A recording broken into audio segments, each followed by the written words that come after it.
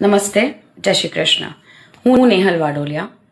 થોડા દિવસ પહેલા કરણ જોશીએ તમને એક સફાઈ આપી છે એક વિડીયો તરફથી, રાઈટ, કે હેકરે આવું કંઈ નથી થયું, જૂની વાત છે, હેકરે લખ્યું છે. તો હું અહીંયા આવી છું એનું જસ્ટિફિકેશન દેવા માટે, પુરાવા સાથે.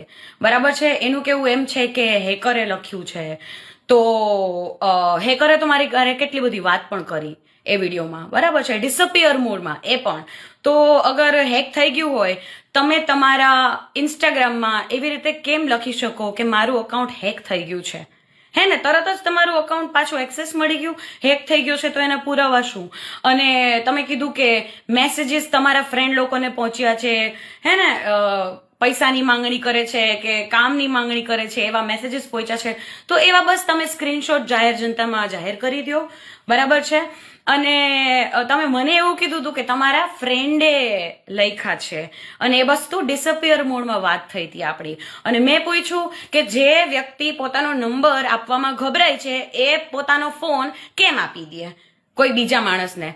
તો કે મારા ફ્રેન્ડને મેં જ આપ્યો તો ફોન. અચ્છા, કોણે આપ્યો તો ફોન? મેં કીધું તારા ફ્રેન્ડને.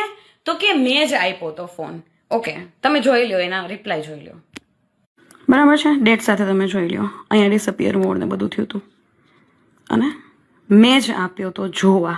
ઓકે, પછી પણ ઘણી બધી વાત થઈ. એના કહેવા પ્રમાણે આ બધી વાત પણ હેકર જ કરી રહ્યો છે. અને આ માણસ મને, અમારી કોઈ દિવસ ડિસઅપિયર મોડમાં વાત જ નથી થઈ. પહેલી વાર એવા મેસેજ જ્યારે આવ્યા તો એ બધું ડિસઅપિયર મોડમાં હતું. અને આ માણસે મને બહુ વર્ષો પહેલાં, જલ્દી બતાવી દઉં તમને લોકોને, મને મેસેજ કર્યા હતા, જોઈ લો તમે, બરાબર. અત્યારે મને બેન કહીને સંબોધી રહ્યા છે, આ જોઈ લો. એણે મારી સિરીઝ જોઈ હતી, બરાબર. આ લાઈક મેં 2026માં કર્યું છે, એના મૂવી, અને મારું મેં સ્ટોરી મૂકી હતી ને પછી, બરાબર. એટલે એક કોમન ફ્રેન્ડને મેં ફોન કરીને વાત કરી કે આ વસ્તુ મને હજમ નથી થઈ, શું કરવું છે આમાં. પછી એ લોકોએ ટાઈમ લીધો સોરી બોલવા માટે, અને 26 તારીખે ગ્રુપ કોલ કર્યો. જો મારા કહેવા પ્રમાણે મેં તમને કીધું, ગ્રુપ કોલ આવ્યો હતો આટલા લોકોનો. નંબર આમાં આવી જશે, એક જ મિનિટ બતાડું તોય. યા, આ બધી વસ્તુ મેં સરને કીધી હતી. સૌથી પહેલી વાર પોસ્ટ કર્યા પહેલા વિડીયો, તો એણે જવાબ ના આપ્યા. પોસ્ટ કરી દીધો, પછી એમના કોલ આવ્યા હતા. નંબર છે અહીંયા, એટલે હું આગળ ના બતાડી શકું, પણ એક જ મિનિટ. એમના કોલ આવ્યા હતા કે પ્લીઝ ડિલીટ કરી નાખું, ફલાણું ઢીકણું, બરાબર. તો મેં અકાઉન્ટમાંથી પહેલી વાર ડિલીટ કર્યું કે હા સોરી બોલાવડાવશે, ખબર નહીં ક્યારે. તો ડિલીટ કર્યું, તો એણે 25 તારીખે આ પોસ્ટ કરી નાખી કે અકાઉન્ટ હેક થઈ ગયું છે. અને 27 તારીખે ગ્રુપ કોલ આવ્યો હતો, જોયું? જો મેં શું કીધું, આ બધા કારણે મારી તો છાપ ખોટી થાય ને. અને હું હાવ ભોળી ભૂત જેવી કે ત્યારે મેં સમજ્યું નહીં કે આમાં મારા જ પગમાં કુલ્હાડી મારી છે. હવે એણે સોરી કહી દીધું, પણ મારી બુદ્ધિ એટલી ના આવેલી કે બધી જગ્યાએ તો એવી છપાઈ ગયું ને કે અકાઉન્ટ હેક જ થયું છે.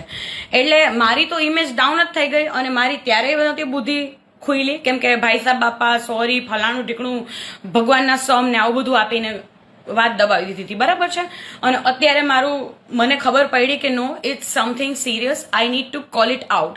કારણ કે મારા ઓલરેડી કંઈક ખોટા ન્યૂઝ છાપાયેલા છે, અને એ હું વાત પણ નથી કરી શકતી. સો પ્લીઝ ડિસાઇડ તમારે કરવાનું છે, સાચું શું ખોટું શું. કાલ સવારે તમારી દીકરી હારે કંઈક આવું થશે ત્યારે તમે શું કરશો એ તમે ડિસાઇડ કરજો. બાકી મને કાંઈ લેવા દેવા નહીં, મારે કોઈ ઇન્ડસ્ટ્રીમાં કાંઈ કામ નથી કરવું. તો પ્લીઝ કાંઈ પણ ખોટા ન્યૂઝ કે કાંઈ ફેલાવતા નહીં.